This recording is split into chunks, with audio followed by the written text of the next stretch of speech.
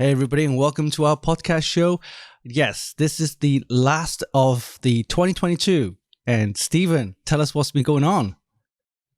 What's been going on? On our podcast show this week, we're going to be talking about a bunch of different things that are random, but also in focus with what we've done for 2022. It's been a long year. It's been an interesting year. And a lot has happened this year. Elon Musk has bought Twitter. Electric vehicles are now over 5% in most places. They are definitely hitting the top of the charts when it comes to purchases. No one can get them. Everyone's mad, and they're mad in different ways, but no one can stop talking about them. So those are a couple of things that I guess we can touch on. We've touched on them in previous episodes as well too. We had an EV show already, so a lot of the issues were already talked about. We've already talked about Twitter. The thing just keeps changing and over and over again. Yeah, he's stepping down as CEO now. He's looking for someone who's going to take the helm. So he's not stepping down as CEO until they can answer his three questions. Oh, what's that? His three riddles. I don't know, like something. He's done something really crazy. And if you are a Tesla stockholder, unfortunately, your stock is burning. It's plummeting. burning. If you don't have a position in Twitter right in Tesla right now, you might want to wait a little bit and then take a position now. Tesla's not going away. They are an industry leader and they have a standard charging mechanism. They have one of the best electric vehicle experiences on the market right now. They've also just released their semi trucks and everything. And if you're listening to us, this podcast, we hope you had a Merry Christmas because this is after Christmas. Yeah. And we want to thank all of the people that have subscribed to our channel. Thank you. Obviously, there's well over 100 of you that actually want to listen to us every week, and we can't figure out why, but we want to keep doing what we're doing to get more of you. Yeah. We also want, I think one of the goals of 2023 coming up is that we want more comments from you. We haven't heard from a lot of you. We know that you're watching our show, but please, no, we're not... We're not unfriendly. You know who we are right now. We've got almost over 30 episodes of the show, plus special episodes that we put out on occasion when new announcements come out. So you know us. Yeah. Just leave a comment. We take a lot of inspiration and feedback from whatever comments we can get. So don't be a stranger. Just say something, please. Right. And there's a couple of you out there, and shout out to those of you that have actually said something to us. Thank you. Thank you. Thank you so much. So maybe I guess what we can start with is how the heck did this podcast start? I mean, we started in March, right? Around March, yeah. It was one of those things where I just arrived in Canada and I thought, okay, I need to do something while the applications going through and all that kind of stuff. And I thought, okay, let's hook up with Stephen. Stephen's in Canada. And I thought, okay, I know Stephen for many, many years. We've done tech shows and stuff like that before. And I just rang him up and said, hey, you were interested in having a talk? So we grabbed a coffee and we talked about some ideas. Initially, I was thinking about, setting up like a studio where we can do some recording and that kind of stuff. And I thought, okay, hold on. We need to figure out how to kind of, attract some viewers and stuff like that. So we need to get something out there. And we didn't even know the name of our podcast until, we decided, okay, we'll just call it our podcast show and see what happens. And which is great. Yeah. In fact, it was perfect because now Google's picked it up. And if you type in our podcast show or podcast show, we should come up in the search. And and we didn't know what to talk about. We thought we can go tech. Tech can be if you're having into tech, people need to know some of the terms and stuff like that. And we don't want to go too tech. And so we started to do some talk about different topics. It doesn't have to be tech related. We did one for fishing. We did one for environment, EVs and things like that. And, the podcast show is what the topics that you want to hear, right? So to the viewers out there, if you have any ideas, comments, let us know. We can, change the topics but of course we have tech background. And so that's what we talk about a lot of, but more down to consumer products really as well. Something easier for you guys to understand. We did the show with the Black Friday. We talked about some of the gadgets you can get, some deals, and I think it's a we're getting the attraction now. I think we're getting the good numbers. I think, and hopefully we'll grow. Yeah, like even the fishing show, we actually tried to find like I learned a lot. Like Oh, yeah. a lot of the stuff I never realized it was true about fishing.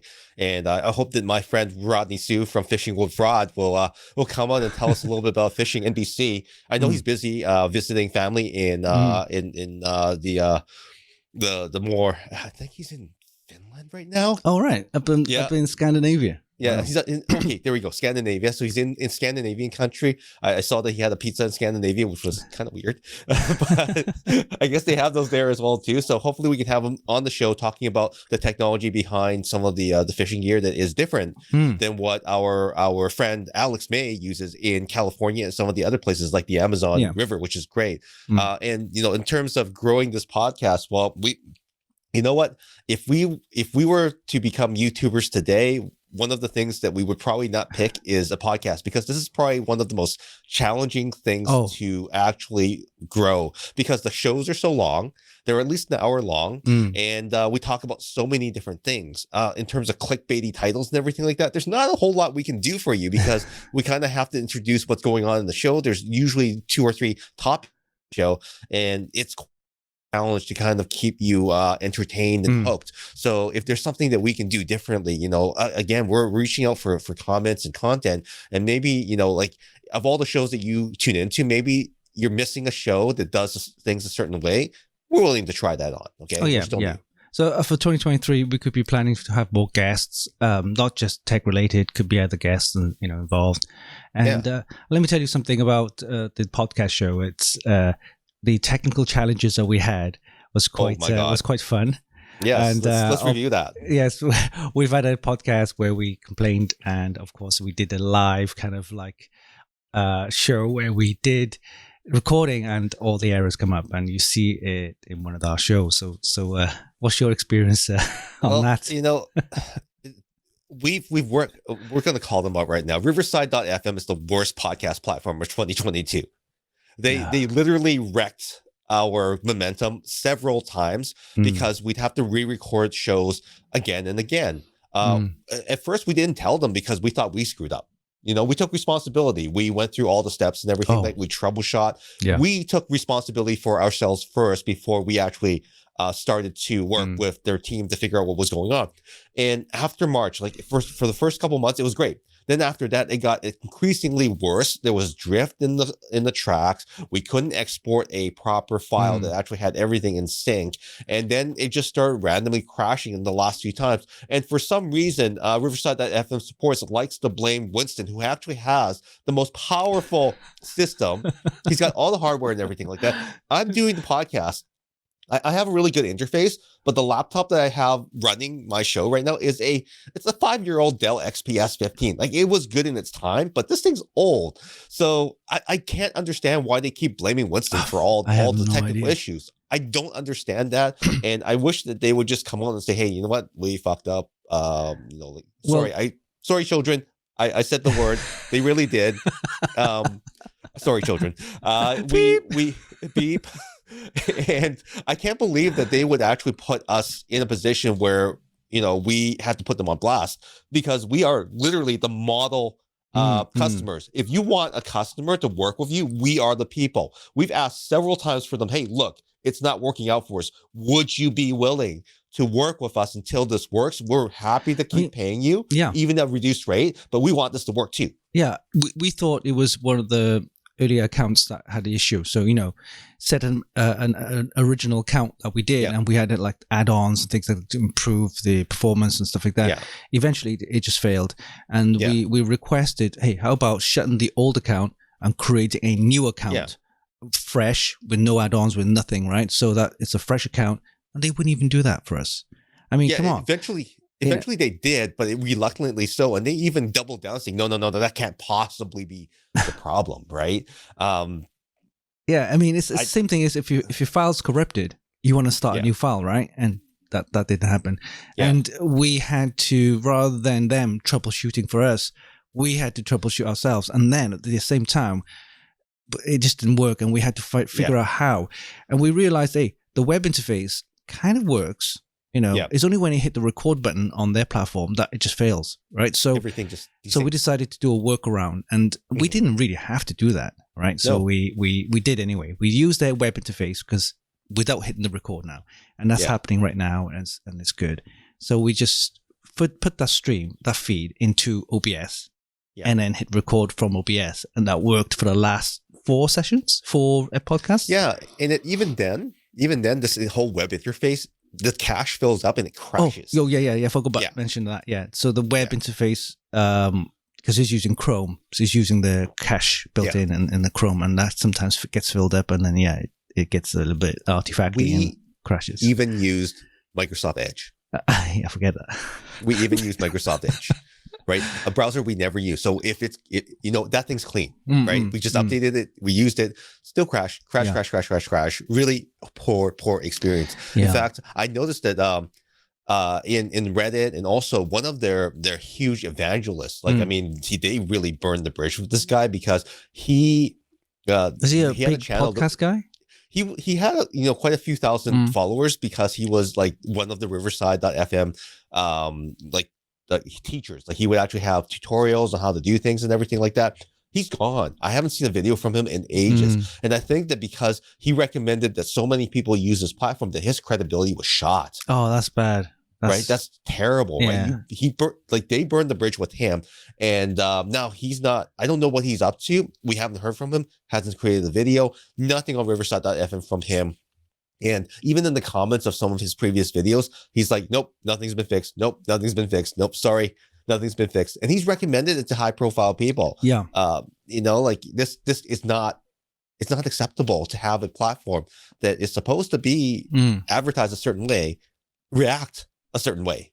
It should work. It should work. Yeah. Supposedly that we record locally on our system and on your system, and then it gets uploaded onto the cloud, where they're supposed to do all the magic and get it, pre-produced and stuff like that. So, but it just didn't work.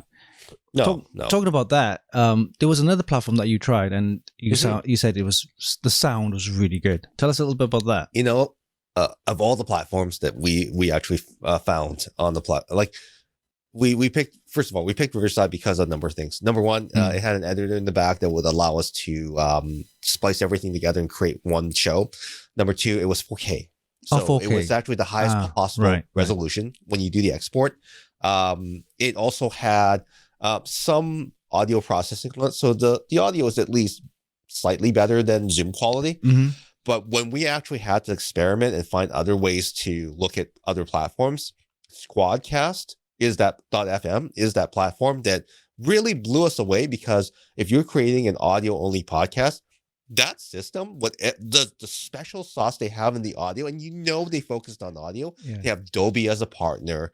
They have this remastering feature in the background. It just sounded so good out of the box. It was absolutely amazing.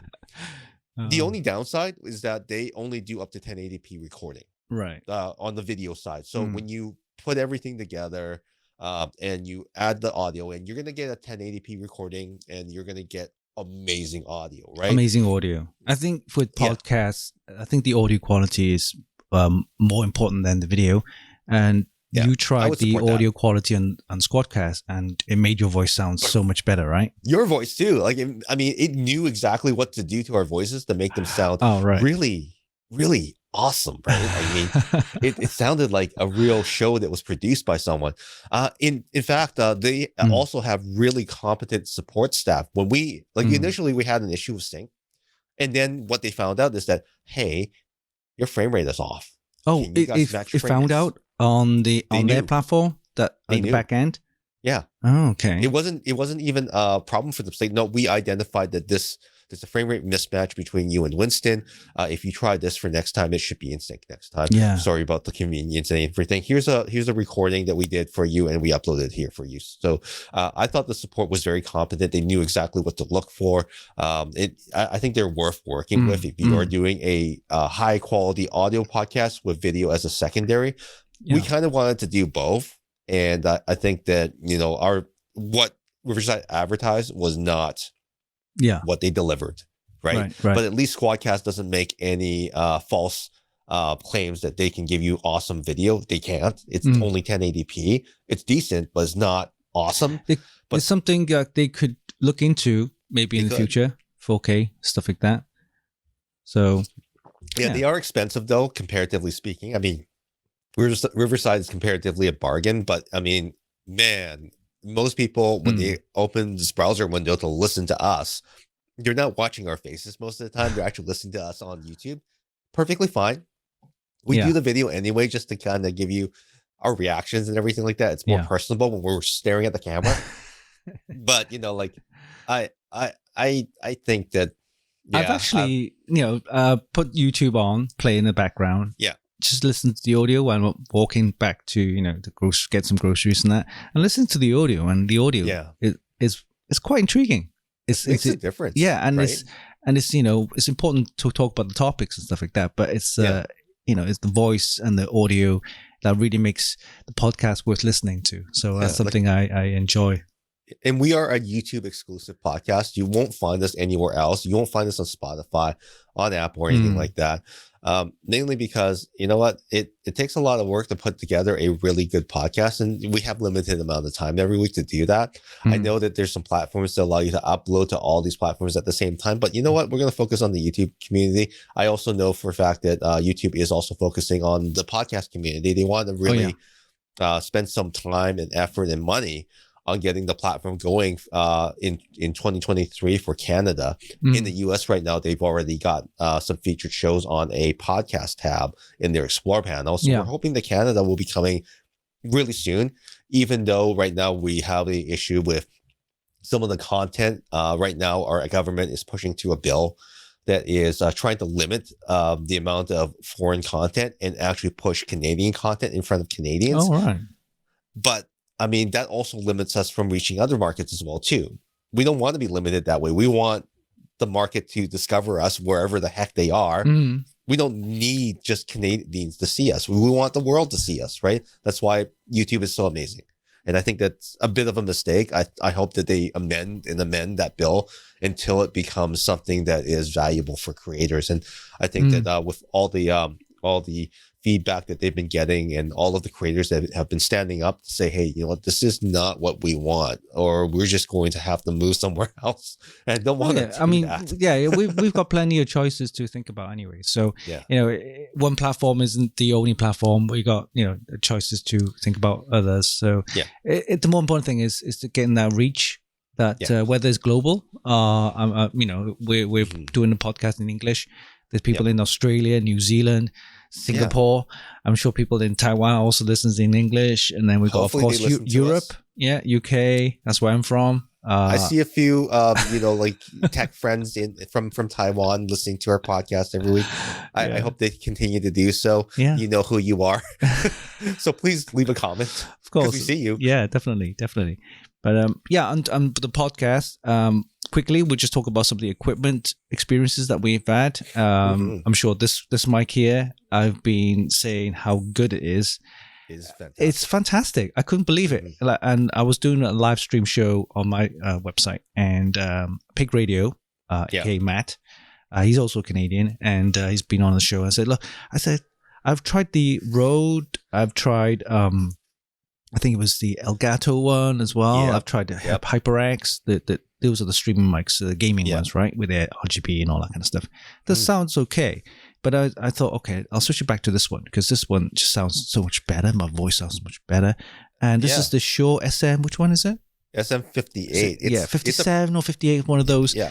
And you said it was the same mic that they use on the podium. With President's Podium. Yeah. In the rain, in the wet, it's the same microphone. That's right. And I thought, okay, I'll switch on to this one. And Matt says, yeah, this is the reason why they've been producing this for the last 20 years.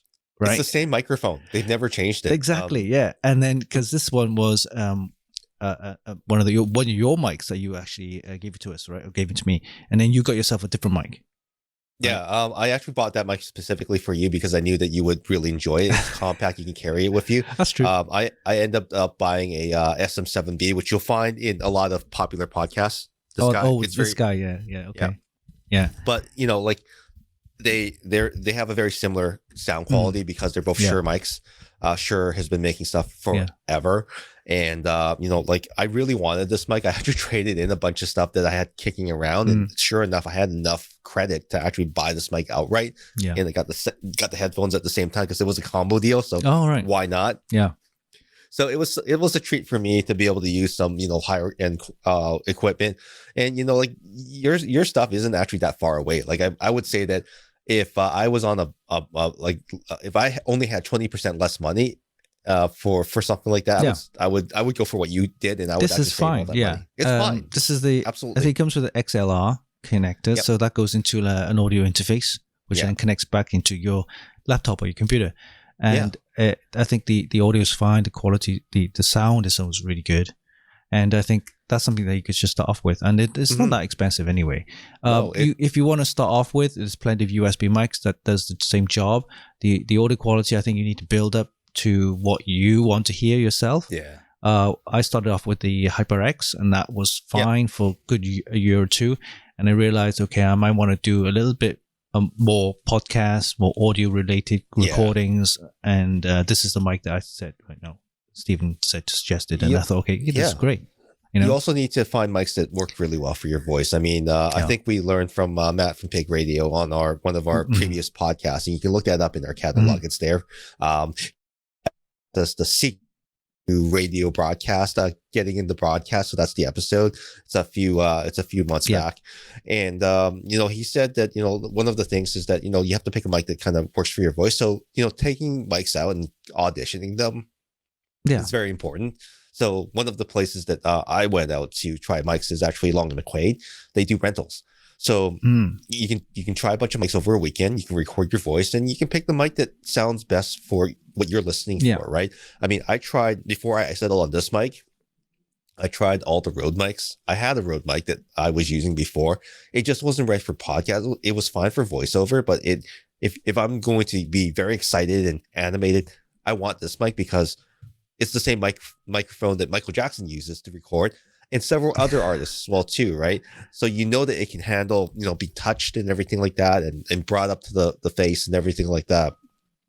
I just wanted something that would last me forever, and this is probably going to be the last microphone that I buy. True. And starting off, you don't have to go expensive. You can, again, go whatever you can afford, and then just move up from there. I mean, I started off a USB mic, and then now I'm on this. And later on, if I got the funds, I could upgrade again. And but I think for now it's fine. So used is perfectly okay. If you can find used mics to try out, go for it. Yeah, really, go for it. Right, podcasts is our thing. So next year we've got some big plans. Tell us a little bit about that. Big plans. Wow. Okay. Well, in terms of big plans, we want to, talk to more people. I think that the interview formats are really good. I think we definitely need to bring them in. We need to find another platform that allows us to bring in that third person. Oh, yeah. It's not going to be Riverside. I don't know what's wrong with it. I think we might have to, occasionally go out and talk to, go rent out a Squadcast session once in a while for the month, just to kind of get some interviews in. They sound amazing. I can't complain about their platform in terms of the audio quality. Our guests are going to sound amazing. Our entire session will be captured, and we'd be happy about that. Yeah, and you get the support as well. So no, they're really good. As far as content's concerned, we'll probably do more shows as well. So upcoming, we got the CES show. Right. Yep, we have a CES show coming up. So we'll be talking about some of the things, round robin of things that sounded interesting to us from the show. We're going to mainly be going through the press releases at this point because the show hasn't opened yet. And, I don't think I'm going. I don't think I'll be on the ground. No one has told me anything. So, in terms of me being there, I don't know. Winston, you're definitely not going, but we will be hopefully hearing from some other people on the floor. And you know what? We might actually be able to catch some of them before or after the show to talk about their experiences at the show. So maybe we'll talk to a few people that announced some new products. We could hook up with Shannon from I think he's moved on to Patriot Memory now. So he's also doing a thing over there, and we could talk to him and see what's going on with the CES. But there's definitely a couple of guys that we want to talk to over the next year, and we'll have sure. guests. We do the shows as well, the trade shows, Computex in next year. That's definitely a yes. Computex is coming up. I don't care, Stephen, if I'm taking you with me, or you can take me with you. But we're both going to be there for sure. For sure. As well as other topics that we've got. Plenty of stuff happening next year, and we could even do some prize giveaways. That's something that it's on the books. So we got. Are you into that? Yeah, Are you folks into that? You got to let us know, right? If you're into prizes and stuff like that, you have to leave a comment, because otherwise we're like, do you like that? If it's not prize giveaways, we can get like coupon codes and things like that. Give you guys discounts. So plenty of interesting topics for next year. Yeah, free is better. Free is better. Obviously, free is better. Yeah. So I mean, it's one of those things that we can keep the show going and make sure that you're taking care of as well too. I mean, we do see you out there. We see your comments. We have creepy stats that show that you are actually watching our show, and that we're sometimes very, very engaging. But and we also see parts of the shows that you really are interested in. But you have to tell us right in the comments. In the comments, yeah. We're missing that interaction with you guys. We would love to talk to you down there after the show is done. I mean, it's the only way that we can kind of figure out, hey, did we do a good show, or was this a really crappy show? Why are the views so low? Why is there click-through rate? So we take that feedback and we try to make our shows better. All right. And we're seeing a lot of new people come out from all around the world. Thank you very much for viewing our show. And, we see you. We really do. And we want to see your comments as well too. But are there any other things that we can definitely touch on in terms of where the show is going? I mean, I know that we've already talked about content, the content. We've already talked about the equipment. We're probably going to stay the same for the rest of the year. Do you think we'll ever be able to podcast in the same room? I mean, it's kind of tough, because even though we're both in Canada, Canada's kind of big, and even though we're actually 60 kilometers away from each other.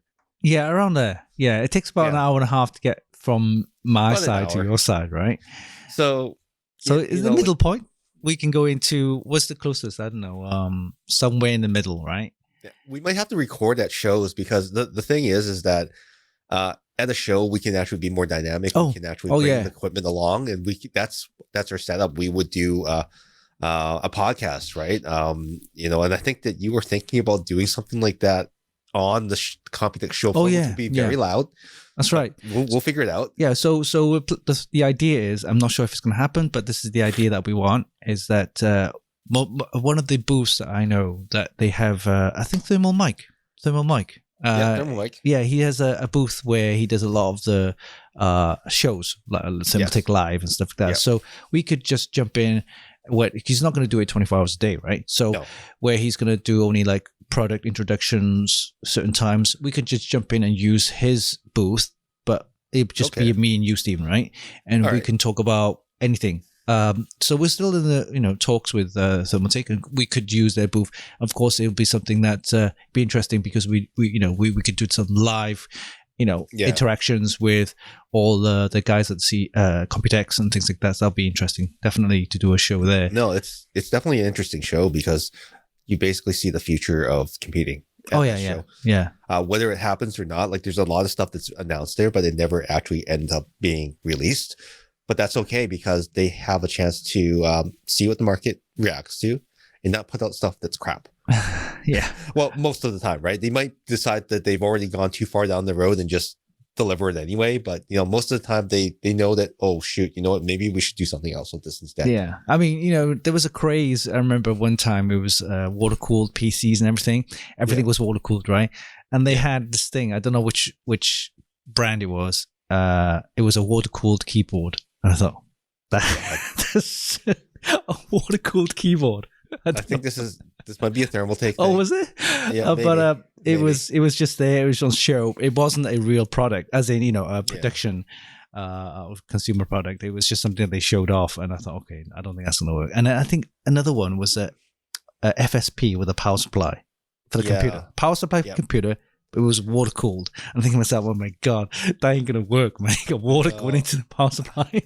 I would rather have them look at solid state power supplies and actually come up with something that's smaller, because right now the power supply sits in the bottom of your case. It's fairly huge. It takes up a lot of space. Yeah. I would actually love to see the industry move towards more solid state stuff. So something similar to like what batteries are in Teslas, right? Exactly, right. Like years ago, I saw a design from Gigabyte of all places, and they actually had a capless power supply that was so small. Right. It was almost flat. And this is a number of years ago. And I don't know why the industry just doesn't let that happen. Like, let those products kind of come out. I guess the case industry would be affected because every case would become slightly incompatible. Because of the standard ATX standard, it's right? so small, right? Yeah. And also, you also need a lot of connectors to go out. I wonder if maybe there's an opportunity for these cases to actually have, like some sort of breakout box or something internally to make that happen. Yeah, I just realized that the ATX form factor that PCs are in have been around for like 40 years. It's old. It's time to change. It's time to use smaller connectors.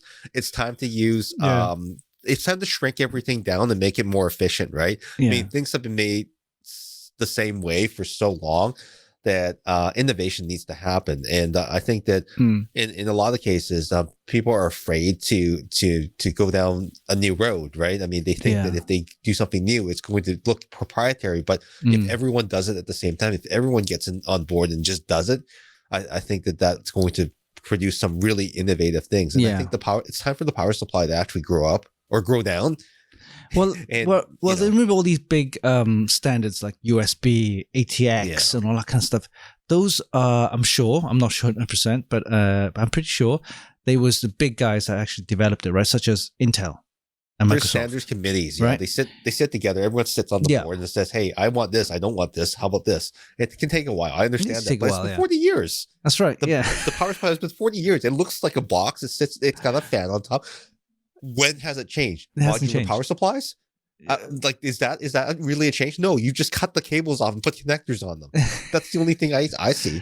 Yeah. It's not enough. They need to change. They need to change. Maybe we'll see something in the next couple of years. Who knows? Yeah, maybe. I mean, like it's just kind of, and speaking of power, right? Power supply has gone wrong. I mean, I think Nvidia has a number of master classes this year. They have taught everyone what not to do when you launch a GPU. For starters, you don't launch it with a new connector that burns everything, and then you don't unlaunch and then relaunch a GPU with a new name, even though it's the same thing. Yeah, I guess renames it, right? Like so, that. I mean, I expect more of Nvidia because they're such a huge company, but it looks like they don't really want to focus on the consumer anymore. And as a result, our friend Jacob from EVGA, his entire company is now moving away from GPUs, which is a huge move. Yeah, I mean, it is. EVGA, for as long as I remember, I have EVGA GPUs. It's what I buy. I don't buy anyone else's. This is going to suck. I know.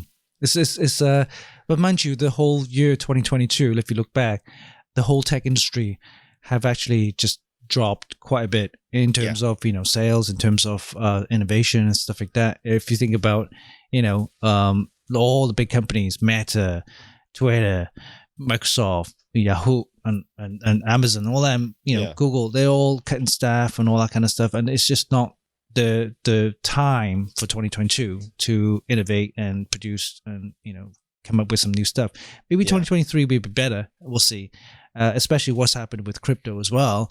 That's another big headline. We don't want to mention it too much because something might pick it up and say the content, bad stuff. But yeah, it's bad, and the mining, crypto mining's gone, and therefore the GPU sales have plummeted, and there's like 5 big companies have also gone bankrupt because of that.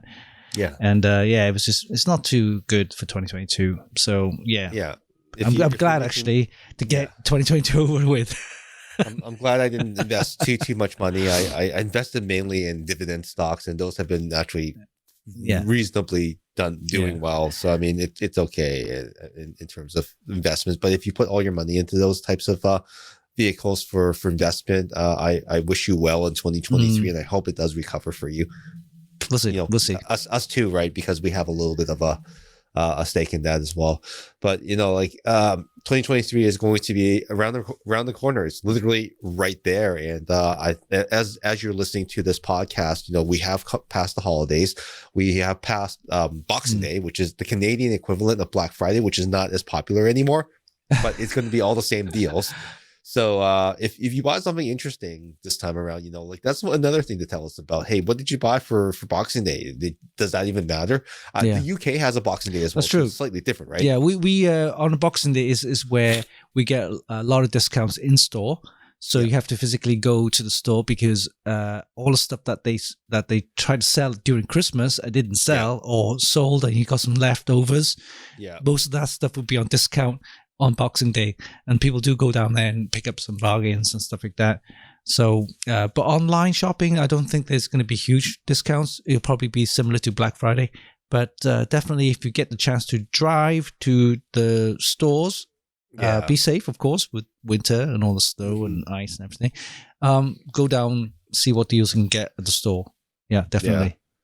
Yeah. It's talking about deals. Like a couple of months ago, I picked up the AMD Ryzen 9 7900X. It was Canadian 750. Yeah, 750 Canadian. Sorry. Yeah, 750 Canadian. And I went back to Best Buy when AMD announced their price drops.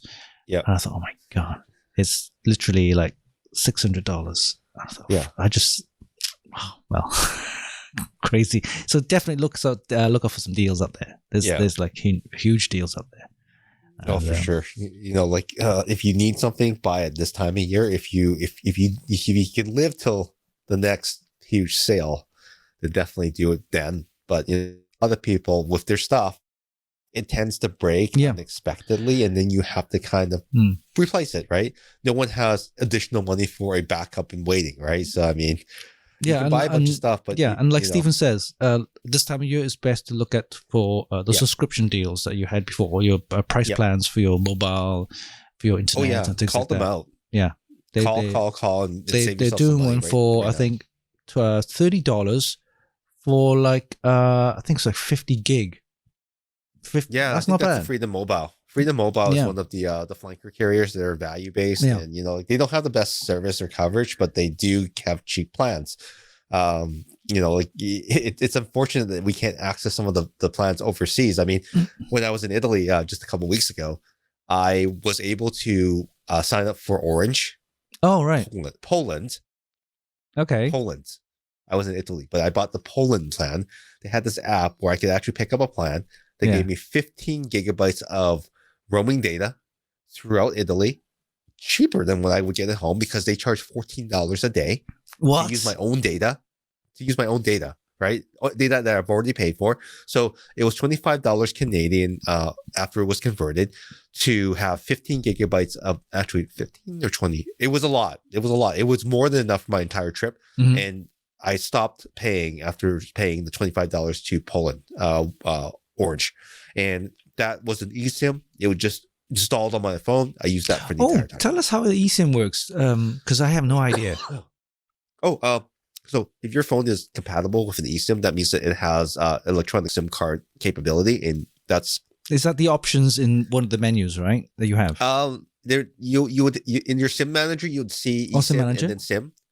So if you have both of those options available, your second SIM would actually be an eSIM. Your first SIM would be the physical SIM. Right. And do you have to type in any numbers in there? No. Here's a regular SIM. So if you have the app from the company, what happens is that like Orange Poland, all they did was as soon as I signed up for it, it said, "Would you like me to install the eSIM?" Yes, I would like you to install the eSIM. So you install the app, and the app will automatically add the eSIM configurations into your settings of your phone. Everything you need is done for you. So there's no manually inputting of the numbers or anything like that. Oh, okay. I mean, there might not. That was through the app, but if you are with another carrier that doesn't have an app that actually has that capability to go into your phone and do those setting changes, you might have to type in a few things. But I think it's more of a scan and then plug in situation, and that it wasn't hard for me. But like that, you might still have to punch in some numbers, get it activated on the network, and then it might take a little bit of time for that SIM to actually show up. Once it shows up, you're good to go. So I had my experience was really good. I mean, again, Italy, where I was in Florence, they don't allow a lot of cell phone towers because it's like a protected historical area. So everything looks really nice. Like it's great. The buildings are tall and the streets are really narrow and it looks really medieval. But the service coverage sucks. Oh, right. Like it just you can't like it just it wasn't great. You actually have to go out in the middle in the open areas where you can actually get line of sight, because they don't have the 3G or 5G towers as located in. There's 5G there, but you can't get it when you are walking down those narrow corridors or underground where you're in a restaurant eating. Okay. So no. Okay. Well, I think in US and Canada the plans are okay, but not great, because I'm actually using a UK SIM number. Okay, good for you. For the plan, and my plan is I think £30, which is around about 45 Canadian.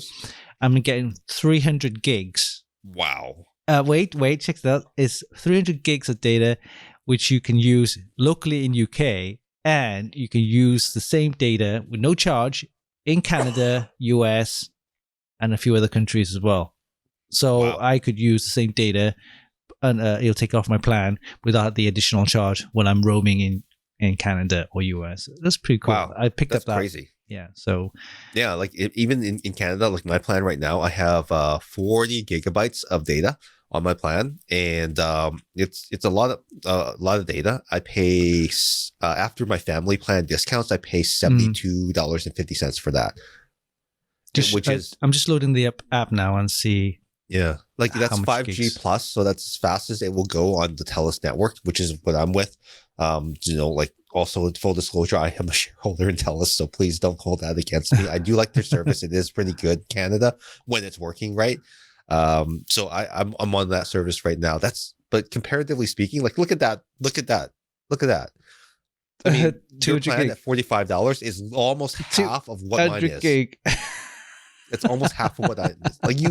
You have at least 6 times the amount of data that I have. 200 gig. I can use that roaming as well. And no charge. Jesus, that's crazy. Only in certain countries though, US, Canada, and a few others as well. I didn't need my phone number. I would probably switch to something like that and just roam without a number. No one can reach me unless you know what's going on where I am, right? So that would be probably where I'm headed to, but I would miss my phone number too much. Yeah. But phone plans in global are crazy.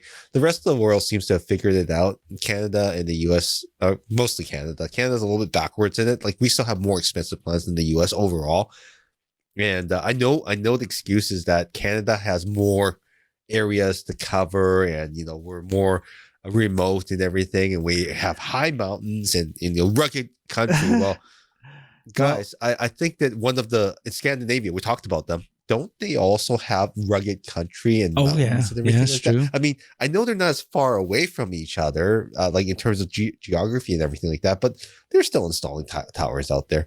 Yeah, or Starlink, something that you could look into, because they're starting to ramp up production a lot. I see, and the subscription charges are dropping in price. So it's something that if you're in remote areas, I think that's something could be recommended, because I think you get full internet access. Yeah, the upstream is lower, of course, but the downstream is super fast as well. So that's something if you're in remote areas. It's a real game changer, because you used to have broadband access was very limited in a lot of places around the world until now. And, with the satellite service and everything like that, you don't have to pay through the nose to get the same level of service or similar level of service than your neighbor in the city, right? It's really leveled the playing field for people that are, brilliant people that want to participate in more rural or more less covered areas. It's really, it's helping a lot of people. If you're in a road trip and you're driving middle of nowhere, then that's something that you could do, as well. So that's great. Yeah, you have to be stationary though. Unfortunately, you can't just keep driving with that. That's one of the stipulations, right? Of course. So you go to a camper place, right, in the middle of nowhere, and you could set it up. You can't drive while you're having this. Yeah. So internet's gotten better as a result. I mean, let's not kid ourselves. Elon doesn't run that division. He doesn't do anything with that division. Let's talk about 2023 rumors. Okay, so iPhone apparently. I'm not sure. could be 2023, could be next year, 2024, or the following year. A foldable iPhone. Oh, Google is also doing a foldable phone that's been leaked already. Ooh. Oh, they leak their stuff all the time, don't they? You know what? Google is going to leak everything, including that tablet. They leaked it like months ago before they even announced it. So we know that they're definitely doing it. It'll probably be on the Tensor 3 this year, or maybe the Tensor 2 because they're still developing it. And it's supposed to be less powerful than the Fold. So next year will be Fold 5. Yeah, which will be very powerful. Like it'll be interesting to see who has the best folding phone from one of the big players, right? And whether or not Apple really goes ahead with this, because it doesn't seem like a very Apple thing to do. Yeah. I mean, if they do it, they'll probably just say, oh, it's a copy of the Samsung, right? They copy the idea. Yeah, if Apple does a folding phone, it's just a copy.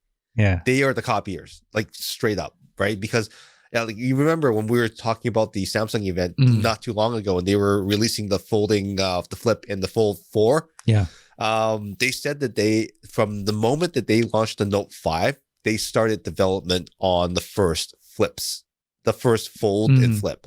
So it took them almost 8 years to get to the point where they could release a phone that the public would actually want to use. Right. And even when they released it 8 years later, there were still some issues with it. Oh, yeah. And we also know that Samsung supplies the screens to Apple. So whatever happens here, Apple is just taking components that Samsung has already developed. They've done the R&D. They've done all the hard work and everything like that. And Apple's just going to walk in and say, hey, we reinvented this. Reinvented it. This is the way it's supposed to be. Yeah. It's all along. Yeah, this is us. Yeah. So will it work for them? I don't know. Like, I mean, do people need iPhones in different form factors? Maybe not. I mean, I wouldn't mind a folding phone if it actually worked as a tablet really, really well and it was powerful. Like I looked at the Fold 4. I almost bought the Fold 4 over the Flip 4. But I really love the Flip form factor, and I would actually rather have a separate tablet than have it all in one. That's right. The Flip 4 is compact, and like you said, it's perfect for your content creation. It's fantastic. So far, you've had it for about 3 months now? 3 months? 4 months? Since launch, so at the end of September, I think. All right, so about 3 months. Yeah. Beginning of September, I think. So tell us your experience so far. This phone, love it. It is affected by cold, though, because right now in Vancouver, we are -9, -10, which is usually unheard of. We don't get those temperatures normally. It's getting much, much colder in the Lower Mainland. Is that a global climate change thing? I don't know. I mean, I'm not a scientist or anything like that, but the weather patterns are changing, and for the worse. And the phone does okay. Normally in the summer, it's fantastic. Battery life all the way up till 9 o'clock, 10 o'clock at night. But when it's been cold lately and I've had it outside, I'm still getting up to 6 o'clock or anything like that. I'm just losing a few hours of battery life. I don't worry about it. It's been great. It folds. Screen's been holding up really well. There is a nick in the middle, though, unfortunately. I think it was when I was outside. It was like -10. I think there is a small scratch here that's starting to start because the screen protector is not glass. The screen protector is plastic, but it's a thermoplastic. So I might be due for a screen protector replacement sometime in the next year. So with that, you can actually get it replaced, take it back to Samsung. Totally. And that's part of the Samsung Care deal, right? Yeah, right. You get 2 years if you purchase. I don't think you still get it. You get one free screen protector replacement. They recommend that you don't take it off, even if it peels. So make an appointment with your Samsung store. If there is a peeling or a cracked screen protector, it's not the screen. It's actually the screen protector. Right. And once they pull that off and put a new one on, what they've told me is that even with my last my Galaxy Flip 3, they told me that as soon as they replaced it the second time, and I think it could be just that the first batch when it came out, the material, it just wasn't bonding correctly and everything like that. But when they applied it by hand, everything was fine. They cleaned it. They put alcohol. They cleaned it with a swab and everything like that. It's like it was perfect for a while. And I expect this will be the same thing with this phone. I plan to keep this for a while longer. I might actually pick up a Samsung Galaxy tablet next year just to kind of complement things. I don't like their bigger tablets, but I really love their 10-inch ones. I think they're fantastic. Right. That's good. Well, for me, I'm gonna keep using this. I only bought this last year. last year. Last year. Yeah. So I'll keep using that, the 13 Pro. That's I still have my watch, so I'm not making any changes this coming year. Okay. So even if they tempt me or anything like that, I think I'm just going to stay put. I will be looking for a tablet, so I will still sign up for their events to get the special discount code, and I'm going to see what they have for tablets. I was actually really wanting the Tab S8, which is really nice. It's not the S8 Plus, which has the better screen, bigger screen, and everything like that, but it's enough for me. It has a pen. I tend to just use it for, like photo editing and, like social media clips and everything like that. It's more powerful because it runs at full speed because it's not confined to such a small chassis. So there's a question I want to ask you. So tablets with pens, and I've only used a little bit of a pen on the iPad, right? That was just in the store, messing around, playing around with it. So from a user's perspective, I'm not sure if you've used a pen before on your tabs. I've used one before. It's just I haven't used one since because I haven't encountered a pen that was. Yeah, that's what I asked. How good is it? Wacom kind of experience where you can just shade in. Now that I'm using it more for photo editing with Lightroom, I noticed that my fingers are too fat on the screen.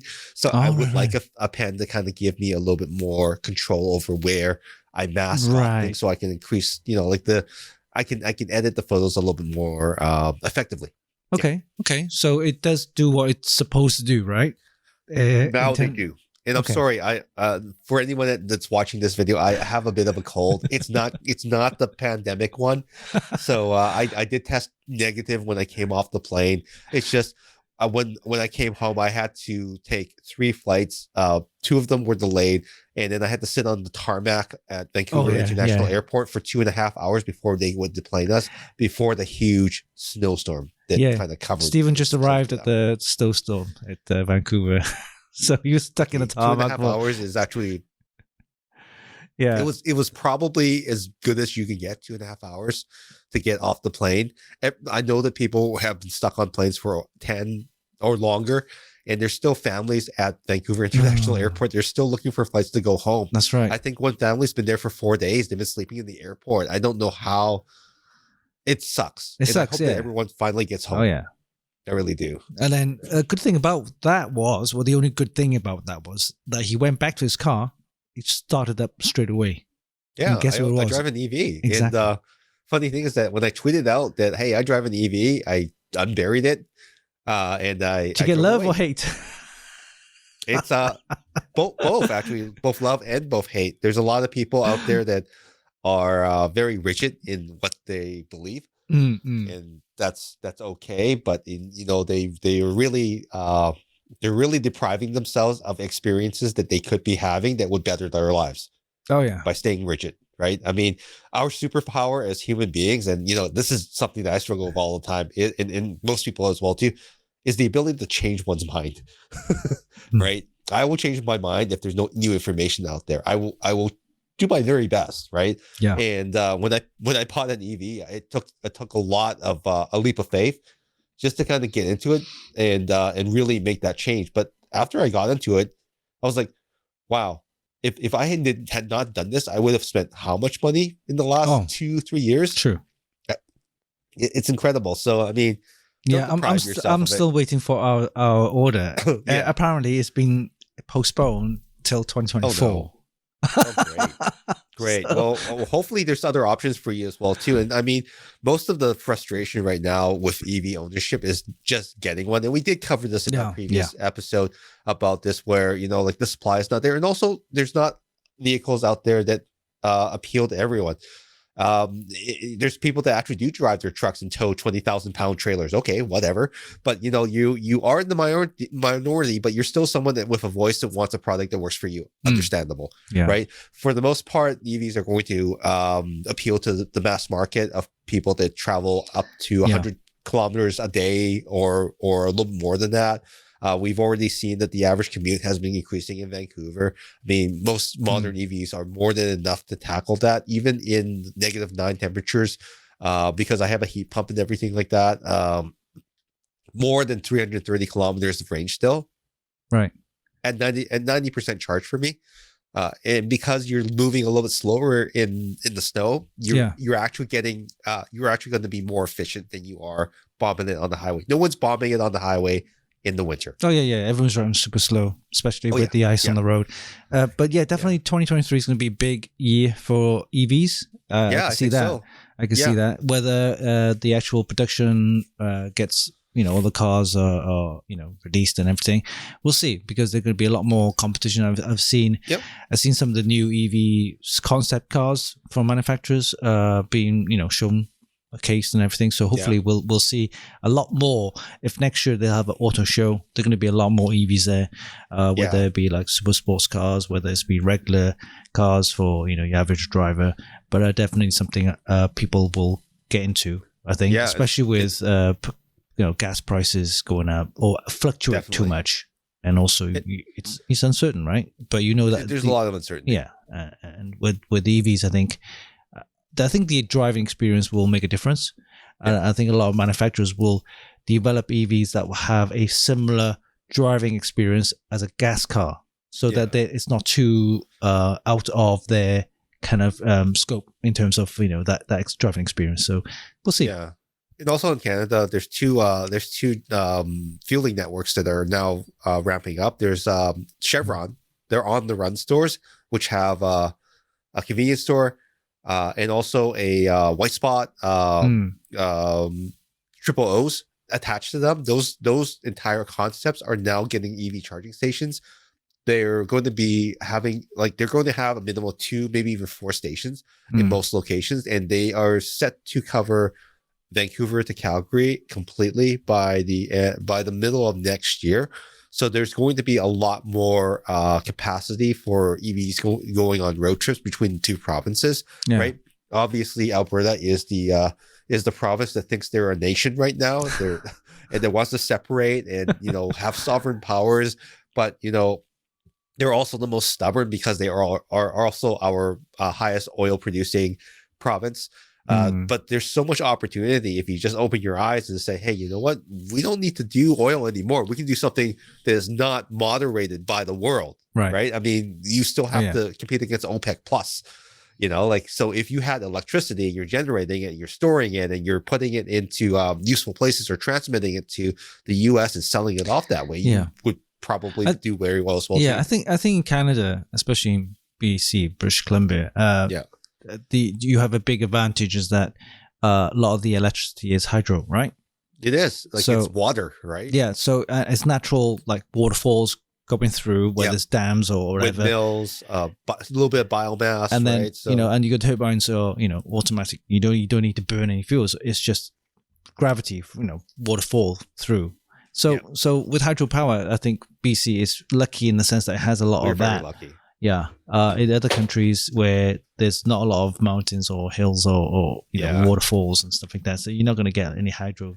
So they'll have to rely on other sources like solar, wind, windmills, tidal if they're near the ocean, which is a big thing right now. Yeah.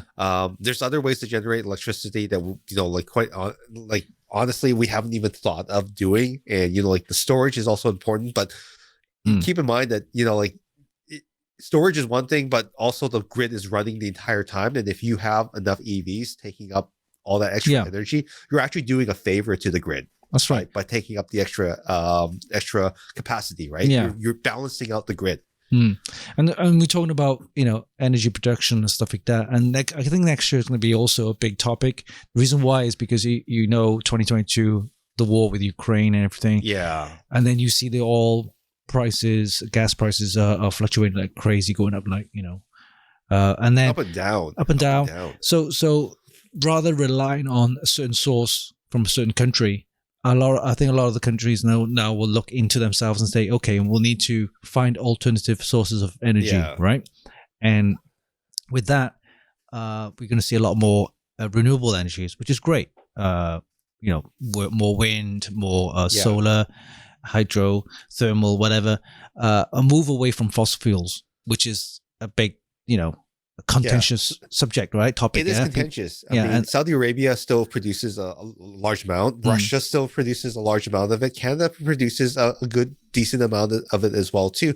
But in order to become energy independent, you have to move away from a commodity that's sold on the global market. That's right. Electricity currently is not regulated in that way. You can't just put it in containers and send it to wherever, right? You have to produce it locally, and I think that's not a bad thing.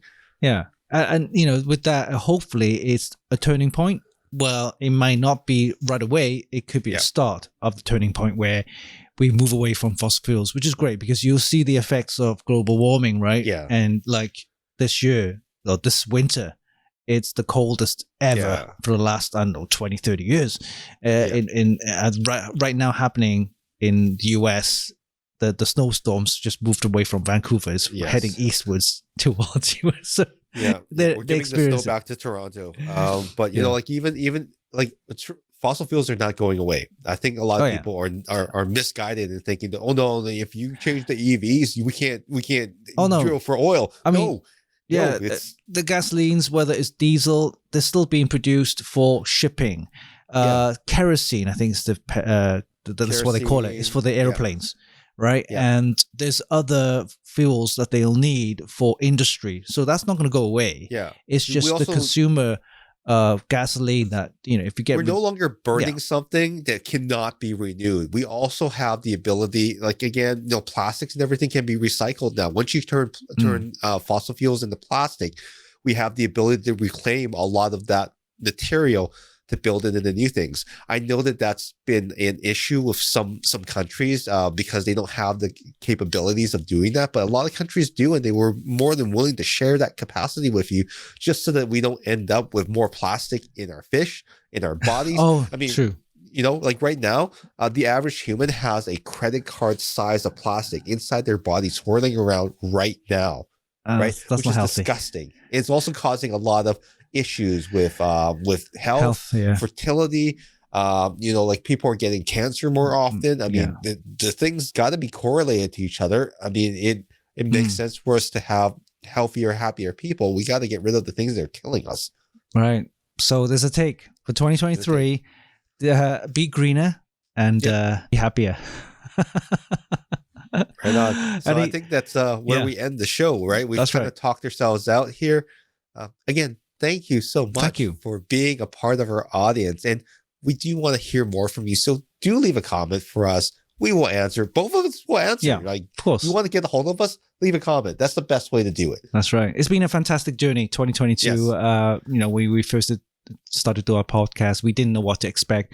No. And of course, you guys are, keeping us, getting there every week. And, we do the shows every week. And of course, really, touch the topics that you want to listen and want to hear. So please let us know your comments and give some feedback.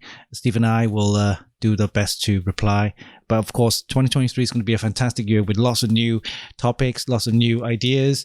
And we're going to do a show and continue to do the show and looking forward to that as well. Now, if they don't want to comment, where can people find you, Winston? You can find me on Instagram at Winston Chim. That's mostly like food related, kind of lifestyle, stuff like that. And you can also find me on Twitter. Yeah, whatever. Twitter-ish. Twitter.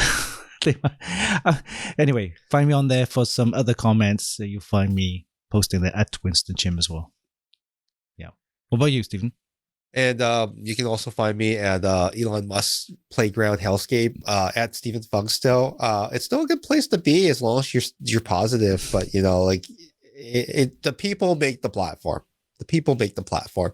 And also you can find me on Instagram at Stephen Fung as well too. I've posted some photos and videos of my journey over to Italy. I've never been before. Go check that out. So if you want to look at food and salivate at what Italy has to offer, then of all the places that I thought wouldn't be able to adopt EVs, Rome, Italy, Florence, they've done a bang up job of retrofitting those ancient cities. Oh, like refurbished and everything. Everywhere that I looked, there was an EV of some kind. They're smaller than what we have here, but they're in the cities. They're everywhere. Fiat, right? They have lots of Fiats everywhere. Fiat, Renault. Oh, Renault? Fiat, right? Renault. And they also have Nissan. Because, that guy. Renault, that random, okay. So, they're everywhere. They're everywhere. Okay, great. So on that note then, have a wonderful New Year. And I hope you had a great Happy Christmas New as Year. well. And we'll see you in 2023. Yep. Happy New Year. Happy New Year. Bye-bye.